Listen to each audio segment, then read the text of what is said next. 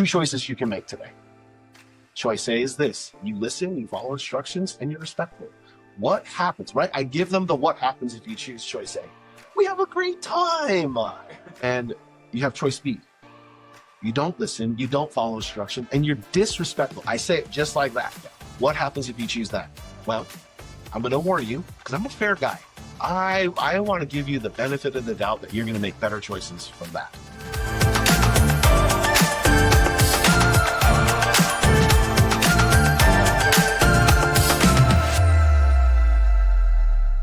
Sorry, it's a little late to our conversation because I had to be a parent, of course. Mm-hmm. And my boys happened to get in from their morning workouts. And but it all started because, just my wife and I could tell my wife was irritated. She was like irritated from last night. And it continued on to this morning. And it just circled around like my, what'd she say? She was feeling really bad because she felt like she was not being the parent she needs to be to her kids. Yeah. She like threw around like, she was like, I feel like I'm feeling my kids. And like, I was like, oh man. And in my own head, right, I'm thinking, they got a roof over their heads, they're fed, like we provide the basic stuff for them. Yeah. But my wife has, and this is why I love her, she's got like she's got a good standard, a high standard for like how she conducts herself, and which I'm very grateful for. She's she's a professional at what she does, and so she doesn't need to like come home and hear the brunt of my kids' laziness. And granted, yes, it's a summer, but I guess that like it's just summer. it is it's a summer, and so like and you and I know this, that when you don't have anything you're intentional about doing, you know what I mean, like you tend to like pleasure seek, and for them, which is Xbox and phone use and stuff like that. And she got really annoyed about last night when she came home, and my oldest son injured his ankle in a camp, and football camp, and she works with people who do sports injuries. Yeah. Right. She helps out with surgery and taking care of that aspect. And she's trying to help my son get back from injury. And we're trying to tell him, dude, before you know it, football's back. Yeah. And so you have to take this seriously. And so it's not like Kelly doesn't know what she's talking about. Exactly. And that's part of the conversation that we were having today. I was like, dude, we don't have to pay all this money for you to go to physical therapy. You have a professional who happens to be your mom telling you things you need to do to get back on the field. Yeah. Because you're losing time now. Yeah. You're losing time. You're not doing drills, and you have all your teammates that are looking at you. Yeah. Because you are a leader, right? You may not be a vocal leader all the time, but your actions are. Yeah. They look up to it. Like, you know what I mean? So when they see you just not doing anything, I was injured too. Yeah. I'm still doing stuff. When they see you not doing anything, it creates that kind of that bar for people to like kind of slack off too, in a sense, or get mad at it, which is fine. But yeah, she was trying to help him yesterday, and he couldn't even stretch without looking at his phone, and they just irritated the heck out of him, which would irritate me too. Like, dude, be intentional about what you're doing. You're not intentional when you're distracted with all this stuff. Yeah. Like, put it down for like the half hour that mom's working, or whatever it is. Yeah. And when mom says do something, do it. Yeah. And so we had that conversation. I was having that conversation with my oldest, and with my youngest, you know, it's a whole different thing for him. Like, I'll be honest, man, my youngest can, and I'm sure you have kids too, right? So like you can see the tendencies in your kids. So my youngest is like, he's just freaking like, there's just times where he's just lazy. And Yeah. and the issue with him, and I kind of threw this out there to see if it would stick, but I knew it hit something when he had like a reaction to it, and I looked at him and I said, hey dude, like here's your thing, you think you know everything. This is your youngest? This is my youngest. You skated through middle school, right? 4.0, and like you think you know everything. You don't. But you come off it like that. Yeah. And like, I could tell like you want like, and I was trying to teach him how to do like be aware of his body language. Yeah. Because you communicate too. Yeah. You don't have to say, I think that's the words that I told him. I said, you communicate and you don't have to say a damn word. He's like, and he like kind of shaped up. I was like, and I would kind of give him examples of like, okay, right now this is a serious conversation. Yeah. Now, if I slumped over and was like, I'm really serious about, you know, how I want you to be intentional about these goals. Right? Yeah.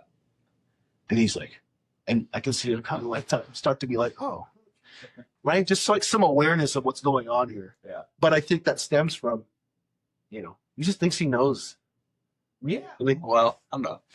you I didn't do it. I didn't do it. I was a kid. You know? How did you, like? But how did you handle situations like that when you had those talks with your dad? I know how I handled it. Yeah. So how did you handle it? Oh my! I think our parents were at different generations. That's Both military. Like, It's true. That's true. I had a pretty healthy respect for my dad. Did I throw him some shade and like kind of gave him the yeah? But it only took that. Hey, sit up. yeah. You're like, yeah. This one, like, I don't know, man. I don't know if it's his generation of kids, but Or is because like I've thought about this too. Because it was interesting. I was actually when I was hanging out with my parents when we visited them in March, and my dad. It was a cool compliment, but he was kind of after we'd been with them for a week, and he's just like, man, it's like you parent really differently. And he's like, to be honest, I don't think I could do it. Like the way that he's like, you're just so patient and so just like, you know, you actually like hear them out when they're, you know, wanting to do something or they want to stay up late or whatever, instead of just being like, no, like toe the line, you know, kind of thing. And I laughed and I said something. I was like, well, it's a really big experiment because I don't know how it's gonna, you know what I mean? Like, yes. who knows how it's gonna, but because I don't do that. Well, that's not true. I guess there's sometimes like, because I'm not that, like forceful, right, with my boys. But when all of a sudden, when they cross the line, and then I do, then it's like it is an immediate, just like they both are just like okay, dad all of a sudden like showed up and said, "Here's the boundary, you know, like here's the line," and you just ran into it, and so now they're just like, "Oh, okay," you know, like you don't talk back to mom, you know, like there's some very strict things where it's like, okay, that all of a sudden, and I don't know if it's also just because we both have boys, and so I don't know if it's also like, you know, male testosterone and like alpha male, you know what I mean? Like, you just Certainly. need to posture up and just be like, shouldn't they deflate you a little bit, you know, and bring you back down? I don't know. I think you know, there's always the thing in my head that about like, you know, principles of few, methods of many. Yeah. Right. There's principles that help guide our parenting, and we're rooted in them. But like your dad said, he saw the example. He's like, "Wow, I don't think I do that." Well, actually, you did, Dad. I just do it differently. Yeah, that's a good point. Like I learned this stuff from you. Yeah. I just do it different. Yeah. Right. Yeah, that's a good way to put it. My dad's the same way. Yeah. My dad.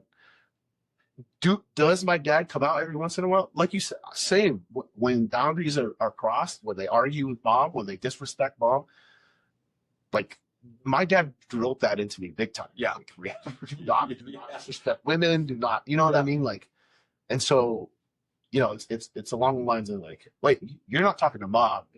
Yeah. You're talking to my wife. You Yeah. just chill out. Yeah. Right. Like, oh, Yeah. and even my son, my son right now, my oldest one. He's stronger, probably stronger in some aspects than me right now. Nice. But I think I've set up the dynamic between both of my kids to where that don't even matter. Yeah. Right. Yeah. Yeah. Right. Yeah. Like what matters is that you respect me. Right. Yeah. So anyways, like that's, like, and that's how, going back to what we were talking about, like how I would have handled it with my dad. My dad set that dynamic up already. Right. Yeah. To where, hey, so in my head, sometimes I always think about like, why does it take a little longer? Why do I have to be patient more? Oh, you know what I mean? Like what is that? I don't know. I don't know. There seems to be maybe like and maybe I'm overthinking it, but like maybe a lack of respect, at least like this, like from my kid. The respect looks different. I think that maybe that's where I'm getting at. Like the respect that you had for your dad versus kids have for you. Yeah. Okay. Yeah. Yeah. I can see that.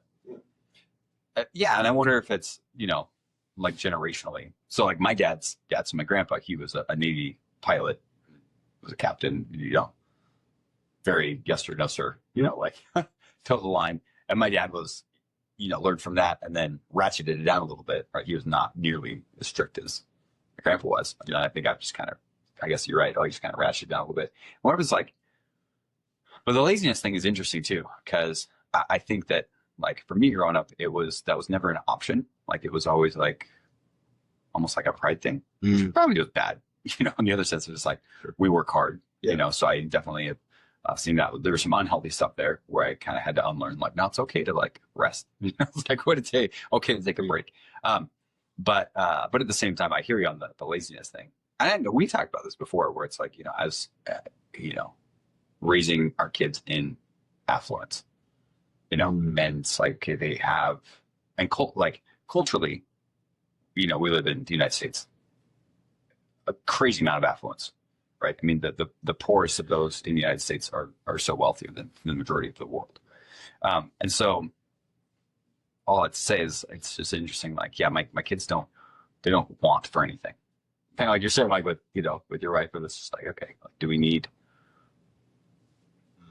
I'm letting them down. So yeah, no, I don't think so. Yeah. Like not in those ways, but yeah, so I don't know. Was it in the disciplines thing? I think that's the one that I feel like I'm starting to lean into as my oldest right now. Just trying to like lean into that a little bit more. Just be like, no, dude, like you, like apply yourself, like, I mean, my youngest is 5, right? So he's still little, but at the same time, you can also see like he tries to get away with stuff, like tries to get away with being lazy and just like whines and, he's 5, but at the same time, they're like, no, dude, like we got work to do. Right. And like we were doing yard work last week, and I know we've talked about this before too, but where there's so much yard work. I'm like, yeah, I could probably hire it out, but there's a lot of things like, yeah, but I also want my boys to see me work. Right. I want them to work, and so kind of the whining started after, out too.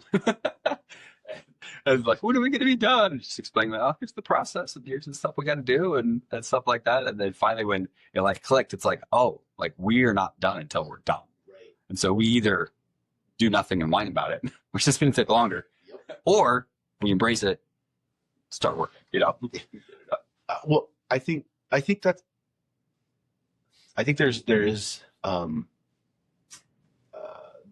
I think parenting, it makes parenting a little more challenging when that happens, right? Because not only are you working physically, now you got to work mentally to prepare for the complaining of, you know what I mean? Like, it'd be a way to do it myself. Yeah, that's exactly what yeah. That's what I'm talking about. Like I don't need the mental, like, the mental judo to do this thing right now. I just need to get this done. Yeah. And I would get it done faster. Yeah. Right. And so and I think a lot of parents are like that. Like, I'm just going to do it for you. Yeah. I mean, I'm just going to do it. Yeah. Right. And I try to be conscious about, um, like where I step in as a parent, and sometimes I base it off, developmental age with, especially with my kids. Yeah. But like, something simple like this summer, right? Just, um, like get a job. I told Reese, I told Reese, my youngest, I said, this is your last summer. So enjoy it. But so the next summer you're getting a job every summer. Yeah. Like you're not going to be here. You're not going to be, playing video Just games. hang. Yeah. Yep. This was the conversation that we had. Like it kind of went from that. Yeah. This morning. Yeah. Like I was, and I'll be honest with you, I was heated because there's an emotional, the emotional part that came from my wife and I in the disagreement. Sure. Yeah. Right before she was You're already. so I'm already like, what the heck did these boys do? Now I gotta deal with this. But also like how am I going to convey the message? It's the same thing what I'm trying to mirror to my youngest about like how do you communicate, Right. Intentionality. Do I do it like this and sloped over, or do I sit up and you know what I mean? This is how you communicate that you are engaged with someone and like you're actively listening to what they're saying. Yeah. Right? And they just yeah. And so, like, of course, now I'm driving to come see you, and I'm like having all these thoughts in my head about it's just like right at the tip, man. It's that foam that comes out. And like right as a parent, you're just thinking, did I do the right thing? Like, Yeah. know what I mean? Oh yeah. For sure. For sure. Yeah. So yeah, I mean, I didn't mean to start the podcast with personal life stuff. but I also know that we're both dads, and like I know that you experience very similar things. Yeah. Maybe at a younger age for your kids, but you know what I mean. Like it gets amplified if if we don't like bark out. I don't know. Like trying to think, like not marking out, but just helping them identify. Okay, like here's an example. So my oldest son, like I was like, pull your phone out. Tell me how much time you've been on your phone. He's like, whoa, I'm cooked. And I was like, no, I don't care. Like, tell me what it is. He's like, well, it says here 7 hours. And I was like, Okay. 7 hours. And like I just kind of paused for a second because I wanted to see are you uncomfortable with this? Yeah. Or you just like, it's easy to be unaware, right? But also like you bring awareness and you're just like, oh, snap. Exactly. And again, like a lot of this stems from just I feel it's disrespect when your mom comes home. She doesn't have to do this extra work. We can go send you to go do some PT work with somebody else. But like my wife is like, man, she's just a professional at what she does. She's breaking out books to like read up on the ankle, and I'm just like, do you understand? It's not mesmerizing. You know what I mean? Yeah, Like, right. Your mom loves you, dude, and she's trying to help you, and you are just not taking it serious. Yeah. And I could see that for sure, my son is, he's kind of like me. He's a little sensitive. So he can kind of feel like, oh yeah, I messed up. Like I need to, when mommy gets home, I probably need to apologize and all that stuff. But like, having to tell him that is like, it's irritating to me. Like, take it serious, man. Right. So I left. So I gave them 3 goals to work on, and I need it in writing, right? I think that's like a big thing with summer, with all kids, all school kids. If you're not intentional, you're just gonna freaking veg out and not do anything if you're not. You know what's crazy is, so I was talking about my wife last night because it's not, I don't think it's just kids. So, okay, so I guess going backwards, right? So it was last week I was speaking in Bend And then the week before that, I was speaking in Albany, in Oregon, right? And it was fun because what I do, one of the things I ask is like, how many of you actually like have goals? And these are all like young professionals, 20s, 30s, and in the Albany group, it's like 50% said they had goals. And then I was like, how many of you wrote them down? It was less, right? Oh, yeah. And then I did the same thing in Bend, and to their credit, Bend was better, but not significantly better. But it was amazing because then it was, for me, it's I've done it for so long that I just kind of, I think it's true with a lot of things. It becomes, oh yeah, it's common sense, or it's common knowledge, and everybody knows that, and everybody does that, and realizing like that's not true. And even last night, me and Mark were talking about people that are older, like as they get into retirement. It's like, man, if you have never, I guess, like, I think especially in my 20s, like a phrase I would say all the time, you hear me say it probably a lot, I'm sure, is I just want to be ridiculously in control of my own life. And then realizing it's like, well, I am. You know what I mean? Like, right. Regardless of where you're at, or, and I think I blamed it on jobs and other things, but it's like, no, you already are. Right. But I think that, as people are getting retirement, and I've talked to a lot of people that are just like freaked out about retirement and things like that. And it's like, okay, yeah, because you've never had a goal. Like, you've literally just been in the river of life and you've gone wherever the tide has taken you, and if it's crazy and if it's whatever, you never really set intention for your life. And so now to try to get that muscle to work when you're 60 or 70, like, I would imagine that'd be a lot harder. Sure. Right. And so instilling those goals into kids, like, that's huge. So, okay. So what was so they're coming up right now with the 3 goals? Writing it down. Yeah, they're writing it down, but I specifically in 3 areas, right? So nice. Okay. Personal growth, physical growth, and spiritual growth. Ooh, nice. All 3. I believe, and I'm sure you also feel the same way about how important those three things are, and they all meld. They all melt into each other, right? They're all like the same category when it comes to just when it comes to like integrity and character. It all shows up in those 3 categories. So I just and then like the one outlier is like screen time. Like, give me a. I will talk with you about screen time because I understand it's summer. I know where I was as a teenager. Like, like there's also free time that I want to be able to do stuff. Yeah. But give me what's a reasonable time. Yeah. For summer, and we'll talk about it. Dude, I love that question. I actually learned that one from you. Like, what's reasonable? Because I did that with my son not too long. He come by us. I'm like, okay, what's reasonable? And he's like, just a little out of things. Person was confused. He's like, I don't know, what is reasonable? Anyway, right. Yeah. And of course, I think some of this is just age-wise, but my son pipes in when I ask him about like physical goals, and he like digs deeper. Yeah, that's what I love about. That's like the contrast with my kids, which helps me grow. Like, like learn how to parent them, because I have to parent them different.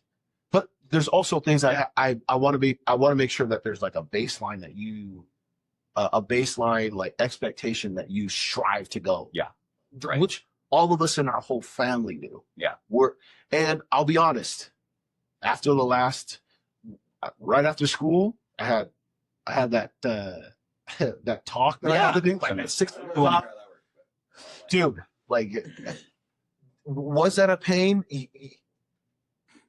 Yes, in a sense. Like, it was like a pebble in my shoe leading up to it. Because I've never done a 6-hour talk before. Yeah. You know what I mean? And like and then like the week after that, we were at tech camp. Yeah. So we were in Butte for the whole week. So like I sit like in my lazy brain goes, oh man, I can't wait till this week is done, and so I can just veg out and do nothing, which is exactly what I did. Like that message ran through I did my work these last 2 weeks. Yeah. I need my time. And I literally felt like crap. Yeah. This week. Like, not like I felt like, I certainly felt unintentional about anything I was doing. I would wake up and like I clean the house and like that's it. I would also be unintentional with my kids. Yeah. So we watched Brooklyn. I don't know if you ever seen Brooklyn Nine-Nine. No. Good one. It's Yeah. but like we went through a season. Yeah. That's a lot of screen time. You know, I was like, what am I doing? And like I said, like I just didn't feel. And what started to suffer? My spiritual stuff started to suffer. Like I didn't work out. I went golfing finally yesterday. Yeah. First time. And gosh, just leading up to it, I was like, I don't really want to go. I don't want. And why is that? Because I told myself, like I learned this week, like you get to be lazy. Thinking that was going to benefit me at all. Yeah. And so I brought that up with my kids. I said, I'm going to be the first to say that I was lazy this week. Yeah. And I didn't push you guys. I didn't model anything. Yeah. And like, there's no excuse for that. So, yeah. That's just how like, it's like laziness is the reward. You know what I mean? Like, yeah, when you talk about retirement, like, yeah, there's only so many times you can walk the beach, and go, you know what I mean, and go to the lake. But you're just like even like talking like the mindless scrolling thing in screen time, and I'm like, dude, I cannot imagine. But I mean, my grandpa, love it. Like he's one of my heroes. But ever since he retired, he's been really kind of just unintentional. Like the things that he did in his life in his professional career. So, I mean, I think his name's in the Smithsonian for like air and space. I mean, like, he's a brilliant guy. But without some like additional intentionality, right? Right. So I don't know. I think I've just been really aware of that. Because then there's also mentors I've had in my life. Another guy named Ray, and he passed away a few years ago, and he was well into his 80s. But holy cow, like he retired young. Like most people say. And that dude did not slow down. I mean, he was constantly learning and exploring and traveling and seeing the world and staying sharp. You know what I mean? Like, it's an inspiration of like, oh, okay, that's how I want to be, right? And so it's building those habits. For sure, man. Yeah. Being intentional is. How did your time go? I'm excited. Yeah. My 6-hour talk. Yeah. Hey, dude. Yeah. No, everybody give me feedback at the end. Oh, like a survey thing. Yeah. Cool. Oh, yeah. Cool. And dude, like, I'm not even trying to toot my own horn here, but man, I wish I would have kept. That was man. Dude, it was awesome, man. Yeah. Did you record it? No. Dude, I didn't record the last we talked to either. And then both times I'm like, why not? I've got a phone. So I don't know how to do it. I think what was good about the talk was obviously, yes, I was nervous, like 6 hours on a talk I've never done before. Like, so I had to like, which you helped me on, right? Like frame it and like, go through certain points, which really helped out because the time leading up to it, I like prepared to have some good knowledge, at least around what I'm talking about in these certain areas, which I do because I live it every day. Right. Yeah. Right. So, but what was great about it was, like I would talk and I would just like plant principal seeds, and people already know it. Like they already know.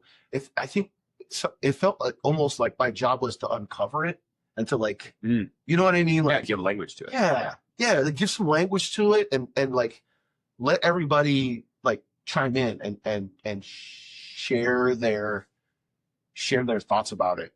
Because and what does it do? Like like it helps the people in the room know that, oh, I was actually thinking about that. Yeah. And it almost like it gives them permission to be, oh, well, I have something to say about that, to the point where towards the end, like, not even towards the end, maybe like right after lunch, every time a person chimed in, they started with the phrase, oh, I just want to build off what you're saying. Yeah. Nice. You know what I mean? Or like, oh gosh, yeah, like or something to that like effect, right? Yeah. So I want to build off, or oh, just piggybacking off what you're saying, just to echo what you're saying. Yeah.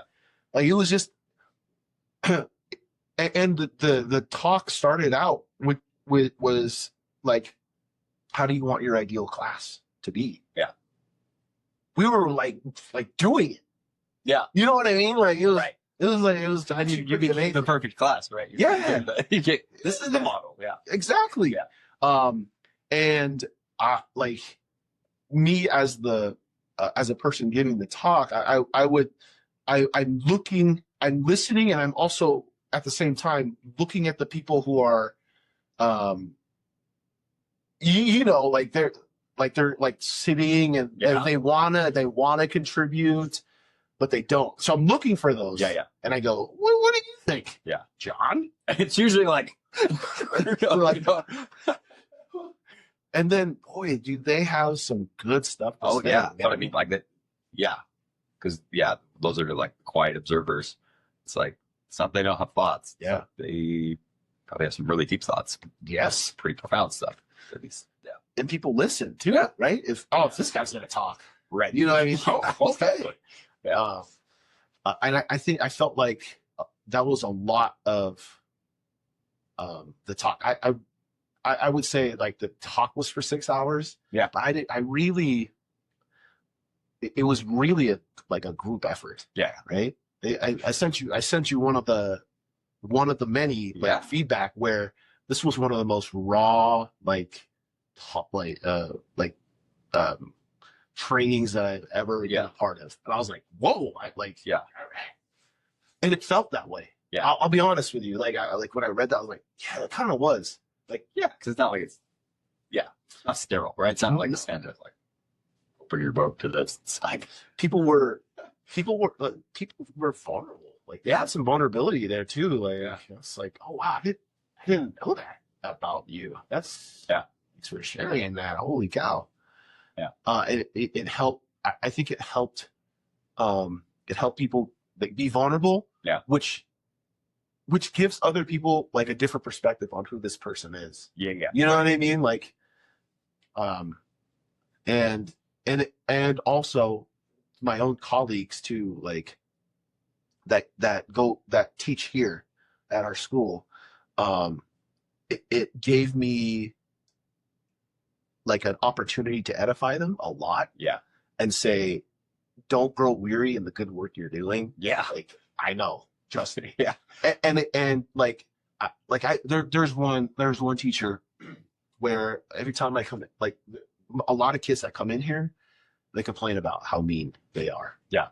And I would tell them that. I told her that. Yeah. I said, this is one thing that, and I'll be honest with you. Can I let you know like what some kids tell you, tell me about you? Yeah. That you're mean. Yeah. And like I can tell, like she's like, well, I was like, but let me tell you like how I put this back on them. Yeah. Like, you know what I mean? And like I can tell like she got like really encouraged about what she's doing. Nice. Right? Because and I told her, I said, so what did you say? Like, okay, I come complain about. Oh, I got you. Not mean. Oh yeah. No. Yeah. Oh, that's why I told her, but I'm not. But how do you rephrase it? Oh, well, I told the kids. I said, well, okay. Well, tell me more, because that's a big claim. Like you know, I tell kids that. I put it right in their face. I was like, you need to explain yourself. Yeah. If you're gonna just Whole statement. If you're just gonna tell someone that they're just flat out mean, that they're targeting you, you need to explain. Yeah. And like as I allow the kids to like explain their side, I go, so what I'm hearing is she has expectations for her classroom and you're not following them. Well,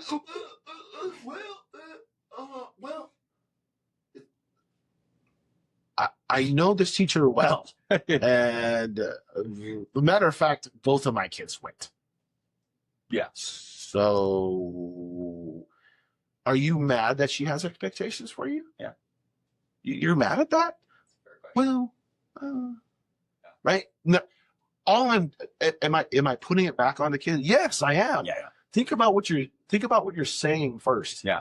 Like it's not it's being a teacher is super difficult these days. Dude, I can't even imagine. Honestly, I cannot imagine. Yeah, and so to have a teacher that has expectations for you means that they care. Yep. They care about you and what you're doing and how you're learning. And they're not going to let you get away with it when you just want to be disruptive in their class. Sorry. Right. Yep. So, like I said, the look on her face, like, it's I got your back, just so you know. Like, I don't tolerate kids just coming in and try and start accusing, start to bash teachers or administration. I'm very protective over like our administration. They're the ones that have to do discipline. They have to do the discipline work, and you know, I'd like to say that I've gotten some influence on that because we just if we want to keep good teachers and good staff here, right? The talk that I had, right? Just going back to the talk. Yeah. You asked me. The talk was really rooted in how do you do your expectations and values in class? Like, is it just a nice thing that you wrote up on the wall? Yeah. Or do you actually live it? Yeah. Right. So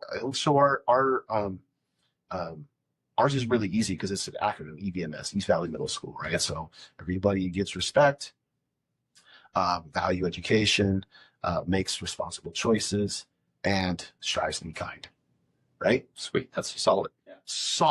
Yeah. It's written, it's everywhere. It's on the screen. It's but it's one thing to just see it. And it's another thing to do it. Yeah. Right. So, I think, well, I know that message came across during my talk. Yeah. Because at the end is, okay, now these are EVMS values. Like, what do you value? Right. And I kind of brought you up into it too, because like one of my mentors, really good buddies, challenged me. Right. And I brought the whole like some of the stuff where you challenged me when you first started like chatting with me, when you and I first started building a friendship. Yeah. Like, you know, I was inviting you to come over and play freaking video games. Like, you know what I mean? Like, yeah. Like I was like directionless. Yeah. Because I had values, but I never like spent time and was intentional with them. Yeah. They were just there. Yeah. Right? Might as well tattoo yourself. Yeah. Character and integrity. But like, was I living it? No. Right. But I just needed a little bit of pushing though. Yeah. Right? Just being. And I think because honestly, I mean, like, it's kind of like your story, like the coach that didn't like quit, right? Yep. And it's kind of the same way, like it's already inside of people, right? Like whatever the potential is inside of them, it's like, man, like the untapped human potential that's out there. It's just unbelievable because I don't know why. Like I think the hard part too, like I was talking to, to somebody, maybe it was this morning anyway, and they were saying essentially it's like, oh, we just ChatGPT it, and so we know all the information. I was like, yeah, but the information is not transformation, right? Like just because you know something does not mean that you're actually like, it's the old, I heard a pastor say all the time, right? It's the difference between knowledge and wisdom, right? Mm-hmm. Knowledge you can get from ChatGPT. Wisdom is the applied pieces of like, what are you doing with that, and how does it actually affect you, and what is the wise thing to do? Yeah. There's a book by Andy Stanley, called The Greatest Question Ever, Best Question, something like that. And that's the question, like, what is the wise thing to do? Because right and wrong, yeah, like black and white is sometimes easier. Like, well, the law says this, right? Yeah, but if you're a lawyer, right, there's a loophole and everything. So, but what is the wise thing to do? Is the wise thing to sit back and be lazy? Maybe not. Is it wise to rest? Yes. Yeah. Right. Yeah. But it's an intention of rest instead of a yeah. Well, rest looks like you. I could be in a session with a kid and be at rest still. Yeah. Yeah. Actually, be fed. Yeah. Like honestly. Oh, for sure. Like, I'd be fed. Yeah. There's many times, and there's something about like being in service to others, Yeah. right? That it just refreshes you. It doesn't sound like it though, right? Like Yeah. like when you hear that, you go, I'm trying to, Yeah. but in reality, like again, this is why a spiritual goal was a big thing for my kids. Yeah. Like I feel that when you are in service to others, it's like thinking of others before yourself. Yeah. And like there's a humility there too. Yeah. Like you just operate better. Yeah. Right. An active like, how can I help this person? Like, Yeah. how can I make this? Yeah, absolutely. So like I think that's those are some things that we chatted about and really try to hammer home, especially when we come back into the new year, like how are like there was a lot of the feedback too, like how to implement and like stick to and be accountable, right, to some of the things that we value, and the school already gives you the framework.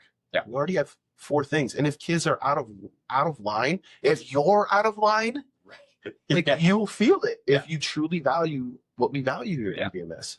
It's not the concept is not hard. The execution can be tough because you got to do it daily, right? Yeah. You have to be conscious about it. You have to, right? We've been saying intentionality a lot today. Yeah. We have to be intentional about it. Yeah. Right. And when I think of intentionality, I think of like, I'm like managing, like now I can manage like this, what I'm aware of a little bit better. Yeah. Right. Yeah. Do you guys have anything like coming into the school year in the fall? Like you're doing like a huddle with that group that you did beforehand? Just kind of like a refresher.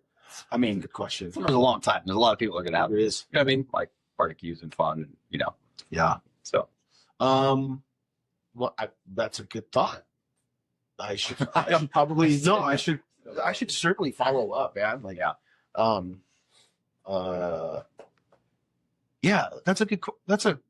that's just a good thing to think about too. Because again, it was just a talk, right? And talks are good, right? You like we can get it can be inspiring. Yeah. Like it can have those motivations. Yeah. Right. But then like it sparks ideas. Sparks, right? But like fire turns into embers, and soon it gets it gets smothered, right, by whatever the world like throws at you. So I think that's good. I probably should follow up with all the folks that attended with some sort of I don't know what I would follow up with. I'll throw some out because I've been thinking about it as well. And it's but it kind of sparked because I asked the question and then I was like, what am I doing for the 2 talks that I just gave? But I was like, like it wouldn't be that hard to just record a video. You know what I mean? Yeah. And just say, hey, you just kind of like here's the top level points, less than 5 minutes, something to be like, hey, just a reminder, how are we doing on that? Yeah. Because like in the talk I did in Bend was a longer one because it's the work that I do with companies at the annual planning where it's like, okay, we're going to I'm walking through, here's how you're going to create an actual like intentional growth plan for yourself for this year. Yeah. And so just awkward because there's a lot of silence, people writing and things like that. But it's also the like, okay, but it's great if you go to a session and you write some stuff down, but if you're not actively applying it, then kind of wasted your time. Right. Yeah. And so obviously like in your context, these people, right? You're like, but my context, like I'm likely never going to see most of those people ever again, And so, so for me, it's probably record a video, just, send it to the program directors and say, hey, send this out to people. I'd love to just remind, here's something going on. That's a good medium to, well, I mean, you know, that's the positives about, technology these days is that you can get that message out. But yeah, and I think it's good that, we spark the conversation, right? But we need to keep it going. Yeah. Right? I mean, and because what's that? Metal rusts, wood rots, right? Like, you have to take care of it. You have to like keep going. And I think that's a good idea. I should figure out, I'm gonna figure out a way how to do that. Put a video together and talk about some talking points and hey, because I started out the talk that way. Like, you're here, one of three ways you're the reason you're here, right? Like, you have to be here. It's part of your, you have to get professional development points and all that stuff. Second one is you like me. Right? I first, I coach some of your kids and like, oh, this guy's I'm a nice guy. I'm a nice guy. All right. Yeah. And then the last one is like, you're intentional. Like, you're here, you're going to write some notes. You're going to bring some good stuff out of this. I love that. Like, that's when I sub for any teachers here. Yeah. I always give the lay of the land of what they can expect from me. And how does that look? Like, you walk in the classroom as a sub. Oh yeah. Well, first of all, like I always like put myself in their shoes. Okay. It helps me to be a little more like, firm. Students' shoes? Yeah. Student shoes. It helps me be a little more firm. Yeah. Because you were nice to every stuff that you had. Oh gosh, yeah. I was the guy. I was the one where they could depend on me to go run to the office or whatever. No, I smell blood in the water every time. So, but to shine the light on that. Yeah. Right. Nobody better. Right? You know what I mean? Like, but to do it in a way, have a smile on my face, like. Like, it's not just communication is not just like words. It's like, it's how you carry yourself, your body language. Like you can elicit more out of people just how you say things sometimes. You know what I mean? Right. Like, so I'm very conscious about that. Like, how I'm going to communicate this message. If I walk into a class and it's like in the middle of class and the drivers in the class have already taken the wheel and we're off the cliff. Okay, now the adult has entered the room and you need to know this. Yeah. Right. And so there's a little more firmness in how I'm saying, okay, we're done. Right. Like, so usually how I kind of get the lay of the land when I first come in is I'm really quiet in there. And I just stand in front of the class and I just kind of put my hand up and, I don't know, kids, and they know, like, it's time to what's great about that is this, like, I built a lot of relationships with kids. Like, right. That's what everything that I do is I try to build it. The foundation is relationships. Yeah. Right. So, and 9 times out of 10, there's probably a few kids that they've been in my office. Yeah. They know my expectations and like how I treat them and how I expect them to treat me. Yeah. Right. So I'm very simple and very basic when I come into the class. Yeah. So once I got everybody's attention, I start off with my choices because I think life is a lot about choices, right? Yeah. How our life is the choices we make. So, I do it just like this. Very simple, very clear. There's 2 choices you can make today. Choice A is this. You listen, you follow instructions, and you're respectful. What happens, right? I give them the what happens if you choose choice A. We have a great time. I get to like joke around with you while we're learning. Yeah. We'll learn and, whatever. We'll do the plan, right? And you have choice B. You don't listen, you don't follow instruction, and you're disrespectful. I say it just like that. Yeah. So I already know I'm getting your attention with what I know might come, what I know is might happen, and I'm gonna squash it right now. Right. And you're disrespectful. What happens if you choose that? Well, I'm gonna warn you because I'm a fair guy. I want to give you the benefit of the doubt that you're gonna make better choices from that. And so and then I would say, like, if I have to warn you again, your name's up on the board. And what does that mean? That means you got attention.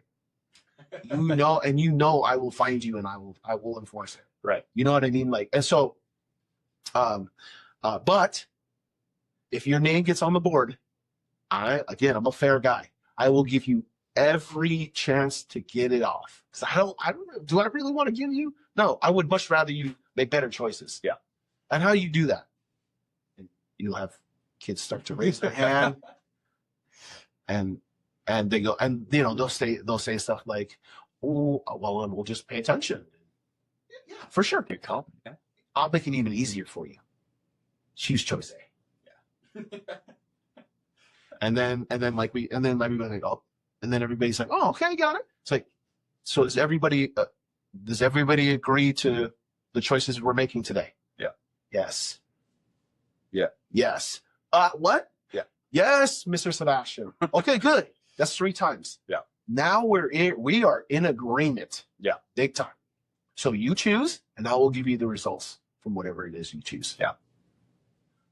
I've never had to write anybody. That's awesome. Yeah.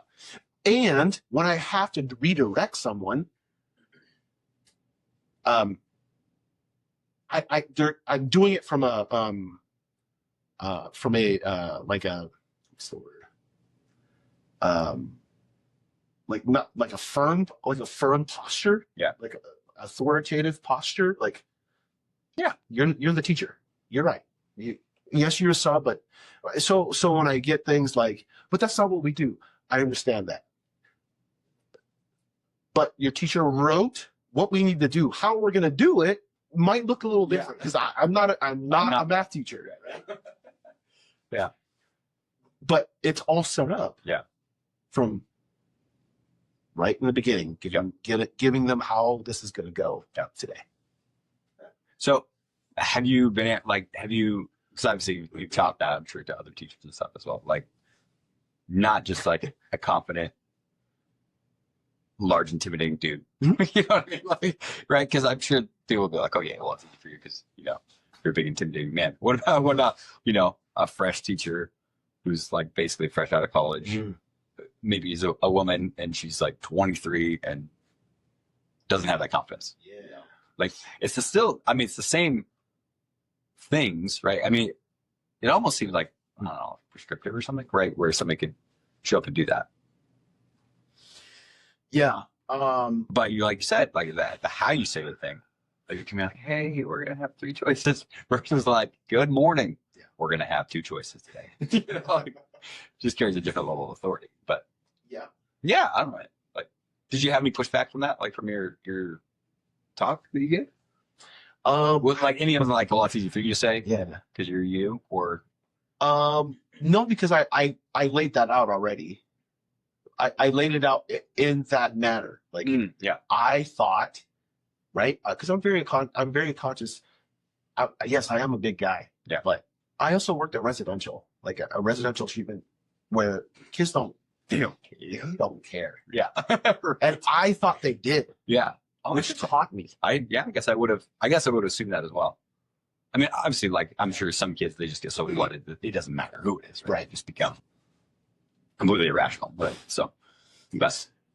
But I'm very relationship like heavy. Like, you're building up that relational capital all the time, so that when you have to, when I have to spend some, I will. Yeah. But I'm not gonna, not in when I spend it. It's not like I'm opening Amazon and I'm like, do I need 500 toothpicks? No, I don't. Like, you know what I mean? I'm very careful with how I spend my relational capital with kids, because there's a there's a reputation too that comes with it, right? Makes sense. So, and I want to make sure that my reputation is, the word says that kindness and loyalty, right? Those are big when it comes to, your character and your integrity and who you are. If you can tie those around your neck, right? Yeah. And let those be the things that that people feel when you're around you. Yeah. Okay. Yeah, let's do it. Right. Yeah. So again, I'm saying, going back to values and principles, right? Like I try to be conscious about how I am, how I'm modeling that, and how I'm living it myself and not just saying it, right? So, but like, what about you, man? Like, I know that we've sat down and we've had a lot of these talks before about like values and I remember vividly a lot of times where we write it on napkins and and paper and brainstorm like these talks that we've had about those kind of subjects. Like what about you, man? Like what are some things that you try to live out in your values? Yeah, I think that so kind of the original one, if you will, I still got it in a journal somewhere where it was kind of like I created this I had 5 values and then saw how they were kind of like all interconnected, right? And so the center one was faith, family, freedom, generosity, and leadership. And so from those values, you feel like those are things that I care about. So in leadership, well, that also like ties into generosity, obviously, right? It also ties into family because it's like, no, we're a family that we lead. Like, we lead our life. We don't accept our life. We do, so but it's interesting because I work with companies and help them flesh out their values. Mm-hmm. It's easy to say things like at a company level, like integrity. Mm-hmm. It's like, okay, but what does that mean? Like, it's kind of, unfortunately, language can be turned into cliches, right? And becomes very shallow. Right. And so I think, unfortunately, there's a lot of words like the word integrity has so much depth, so much richness, so much power. But because it has been so cheapened, if you will, right, it doesn't hold the same power. That's and so being able to kind of like help develop that. So when you say cheapened, like, are you talking like when I say when teachers just write rules up on the board and they're like, okay, we'll follow it, maybe not. Yeah, maybe not. Or it's like you cheapen things to cliches. So like I had one of my good friends passed away last year, last October, and he had a couple of his kids not estranged. So he was a pastor, and not estranged. Like they knew that he loved them and just he's really like amazing, passionate dude. Yeah. Right? Just like loved everybody. He's a football coach in the town he was in. Just a great guy. And really tragic. He passed away really early. But as I was, talking to his kids and his mom and because of his faith, right? Because of being a Christian, and his mom wasn't a Christian. His dad isn't a Christian.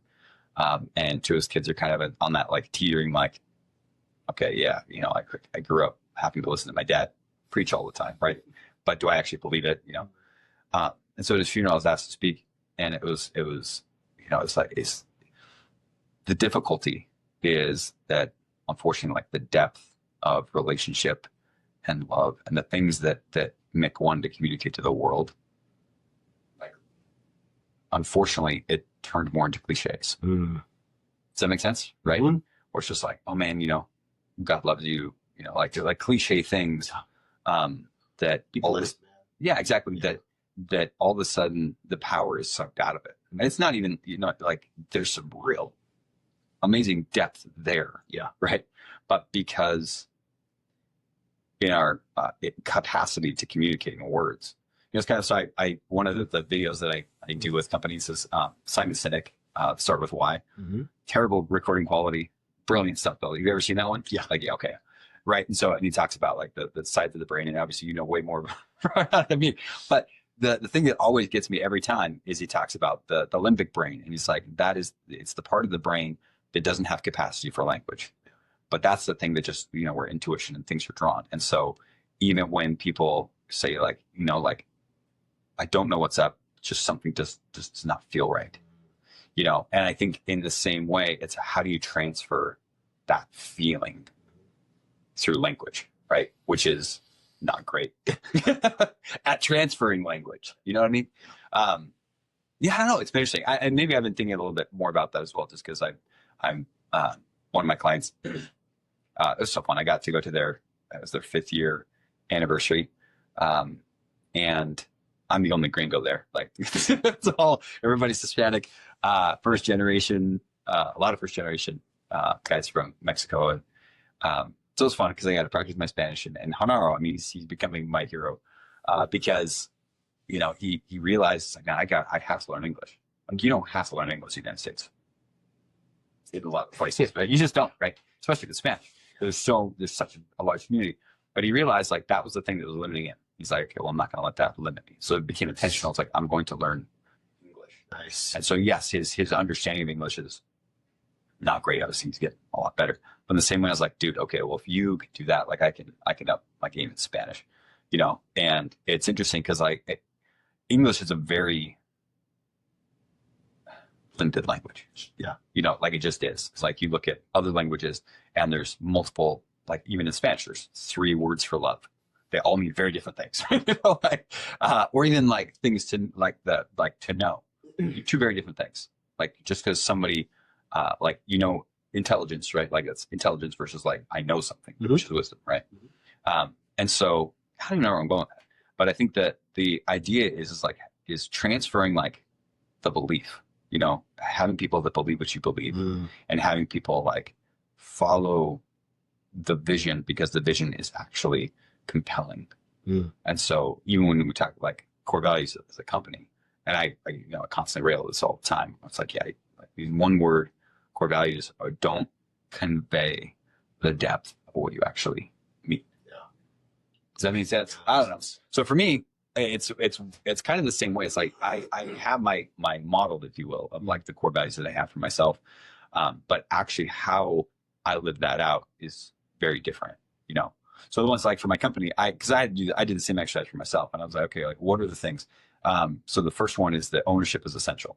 Meaning that I think going back to the idea of, like, I want to be ridiculously in control of my own life, and how a lot of people just have given that up. So they're like, no, ownership is essential. And so that means kind of a couple of things. Like, one, yeah, own your decisions, own your responsibilities, and own your life. Like, really own it. And part of that, from a company perspective, that I do with businesses, so it's like, yeah, helping, like, entrepreneurs become industry leaders and compassionate capitalists. So it's like, okay, at the ownership of your company, like, what happens if you gave ownership of your company to the people that work for you? You know what I mean? Like, now all of a sudden you have a different level of, you level up differently. You know what I mean? Yeah. So anyway, so there's that one. And then this second one is that people are a priority. So there's a lot of people in business that are assholes. I just don't work with them.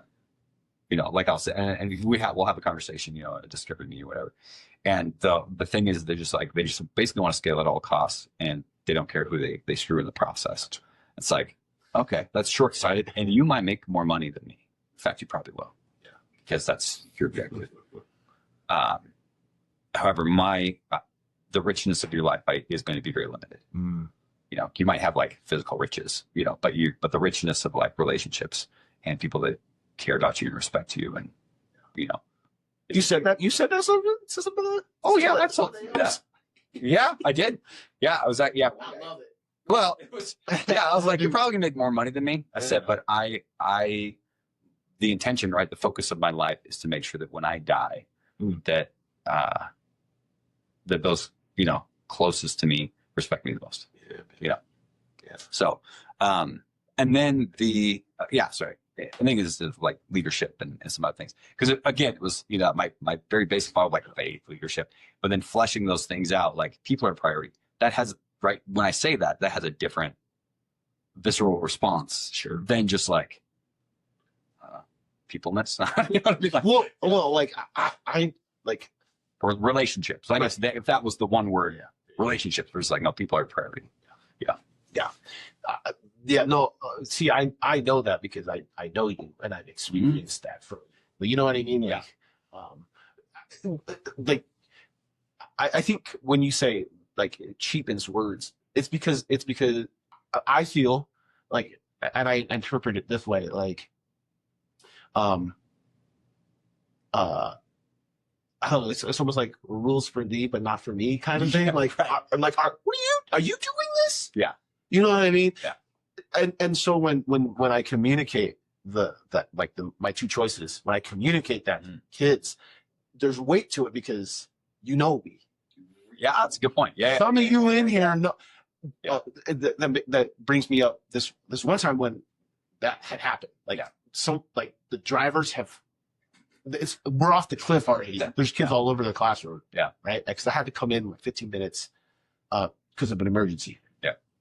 And this class the structure is already fairly loose.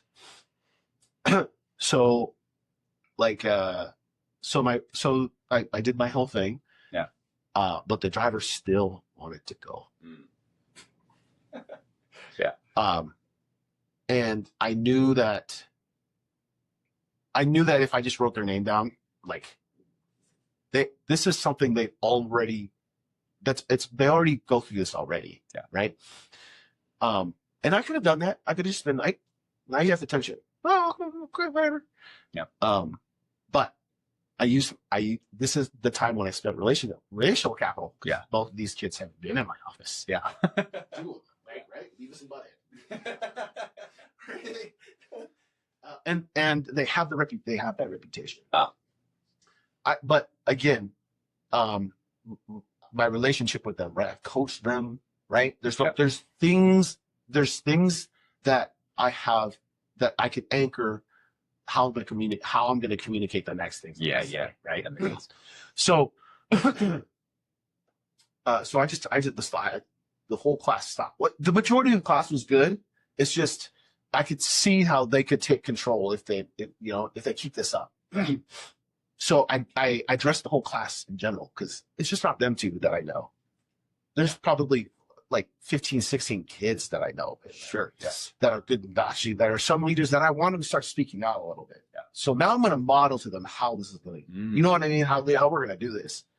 And so I just kind of started talking to the class in general, and I said, hey, it's way too distracting in this class right now. I can't even talk. I can't hear myself think when I'm sitting down with other kids. I can't formulate thoughts with them, right? Yeah. And I can't help them because it's too distracting right now. Yeah. Right. The kids that are distracting know it's them. Yeah. Right. And so I would say, and I said, so I said that I opened it up just like that. And I tied it back to our values, right? We're not valuing, if I'm not going to address this, I'm not valuing education, which is what? It's the V. It's the V, right? So, and I find that there's some kids right now that are just being super disrespectful to me. Mm-hmm. The whole class is quiet. I bet. Yeah. They're just, hey, this is bad. Yeah. Like, so, and then I go, and I know some of you, when you come into my office, do you walk out of my office feeling disrespected? No, we think you're always like, so right now I feel that there's some disrespect going on right now. Yeah. And I don't appreciate it. I would feel that if you walk out of my office feeling respected and you feel that you've been heard and that somebody's got your back, I would hope that you would show me the same courtesy. You do the same. Yeah. I could have wrote them. It's the same thing as writing it on the, right? There's a mindset behind what I do. Yeah. I could have easily just given them the attention. Yeah. I think what I told, not only just the kids who needed to hear it, but everybody in the class. Yeah. Yeah. Kindness. Like, I should be kind. Yeah, because you're saying like the relationship piece is vital, right? I mean, because like the thought that came in my head was like, discipline without relationship is the dictatorship, right? Where it's like, like there is no relationship, so therefore it is just like discipline or authoritarian, right? It's just going to be this, and then but obviously relationship without discipline is chaos, and so it's like you have to focus relationship, focus discipline, boundaries, and that's a hard balance, to be honest. Yeah, like, that's parenting too, right? Like, absolutely, love your kids, you want to have fun, you befriend them, but you're still a parent. Yeah. And I know a lot of people, I mean, you probably would know way more than me, but there's a lot of people that's like, nah, you kind of like reversed that. You know what I mean? Like either, or done the other way, say my grandpa Lloyd, who passed away, who was a Navy pilot, a lot of discipline, not as much relationship. Right. And then some that's just like all this relationship, but no discipline. So then there's no, like, dad doesn't have teeth. You know what I mean? Like, and with that, I think especially with young men, there's just a lack of there's just a lack of respect. Like if you are not going to discipline me and have like a standard as a man, and we're going to talk as you grow up like man to man, then if I disrespect you, why would I listen to you? Like, yeah, we can be buddies, but totally. I get it. There's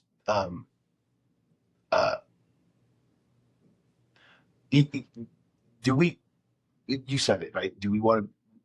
We are ridiculously in charge of our lives. Yeah. Right. We are, we make choices every day, but there's also, I think having humility is also a choice. Like learning how to, learning like there's like we have administration, we have teachers, we have students, right? Understanding there's that there, right? Yeah. Not looking at it as a position wise, but there's a sense of order of how things go. You know what I mean? Like, because if there's not that, then it's chaos, right? Then everybody then do as thou wilt. You know what I mean? Like, so like, I think that's a big thing when it comes to coming under some form of like leadership. That's what leadership is, right? Before we always say, before you can lead, you have to learn how to be led first, right? Because you have to feel how it feels, what kind of leader you are in the sense too, right? Like right, John Maxwell says there's positional leadership and there's influential leadership, right? Yeah. Which one are you? And I don't want to say that there's like there's a negative tone to like positional leadership because there's a sense of order. Yeah. But you have to understand there's order. Yeah. What this is. You have to like explain that to people. Yeah. Right? Because you need that. Yeah. Right? Yeah. So you have to have both. But again, but the goal isn't the position. The goal is not the position. Right. No, it's not. The goal is just the position is just how you're organized. Yes. Right. Yeah. That's all that is. Right. Now it's just it's how like you have that, how are you going to influence people that's under your leadership is important too, right? But they have to understand that dynamic as well, right? I'm the teacher. I'm the adult. The adult has entered the classroom. Yeah. You're the students. Yeah. Right. And why do I say that? Like, I say that too. Like, I'm not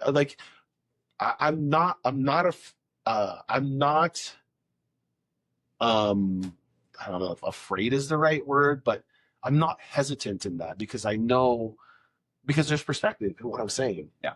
I've been where you've been, dude. I'll give you that. So I can speak. So it's same with you, right? Yeah. You've been a middle school student. You've been a high school student. You have that perspective. You've been an elementary student so you have that. You should have that sense of authority when it comes to your kids. Yeah. I don't see a barrier when it comes to other kids. You're in our school. This is the expectation for what we want. So that gives me the authority, like the sense of I don't know if authority is the right word, but like, Yeah. What's another word for authority? It's even like just like presence, right? It's Yeah, just presence. Yeah. Yeah. Yeah. Yeah. Yeah. Because I think it's the earned respect, you know? Earn respect, man. Like, I'm big on the relationship piece. What does that mean to me? Well, I can explain it to you in a coaching sense. There's something amazing about allowing someone to speak into your life so that you can be better in whatever it is that you're trying to get better. Right. That's it. Yeah. that's what that is to me. Yeah. Right? But you have to get to a point where you have some humility. Mm-hmm. You know what I mean? Because that's exactly what I told my youngest today. Yeah. You think you know everything. Check the ego, bro. Right? What do I want to communicate to him? Yeah. No, you don't. Yeah. I followed it up with I've been a ninth grader. Have you? Yeah. No, you haven't. Yeah. And I love watching how my oldest son reacts. My oldest son wants to be big brother. Like, yeah, that's what I thought. Yeah. But like he was very calm about it. He was just like, oh, that makes sense. Point dad. Yeah. Yeah. Yeah. It's so like I don't know. Like it's just the relationship piece is big to me because when I have just you, I'm older than you, but I still there's a lot of stuff that you tell me that I listen. Right? But that comes from a sense of like, I don't know if it's a sense of humility or just like I've applied some of the things that you told me in life and they bared fruit. Mm. Yeah. Ditto. Right? Like that's it. That's like the bottom line. Like, I still remember our kayak ride where you started telling me stuff that I wish somebody would have told me. Like I was, like inviting you to play some Call of Duty. You play some Call of Duty, man? Like, and I remember you're like, nah, I don't. And I was like, what the? And in my head, I was like, what a square. That's so funny. But then, like, right? But then you challenged me through it. Like, I want you to hang out with me and some of the people I know. Like, you kind of get a sense of Call of Duty. Yeah. And I was like, oh snap. Yeah. Now, if a person who's not in a mind frame of like humility and like I think and being coachable. Yes. I've been coached my entire right and like if I wasn't in that mind frame, I would have been. That's where I would have ended. Yeah, I would have been like, well, swear, you and we're not gonna get there, dude. Yeah. Thanks for the canoe ride, but I think we're good. Yeah. Right, but you obviously there is something there that you like you stoked the part of me that said like, what the F are you doing? Yeah. I was a little nicer than that, but yeah, you were. But that's how I heard it. Like, what are you doing, dude? Yeah. Yeah, you're a grown man with kids. Yeah. And you're playing video games. Yep. Exactly. Now do I still play some video games every once? I do. But I'm not like super comfortable doing it. So, yeah.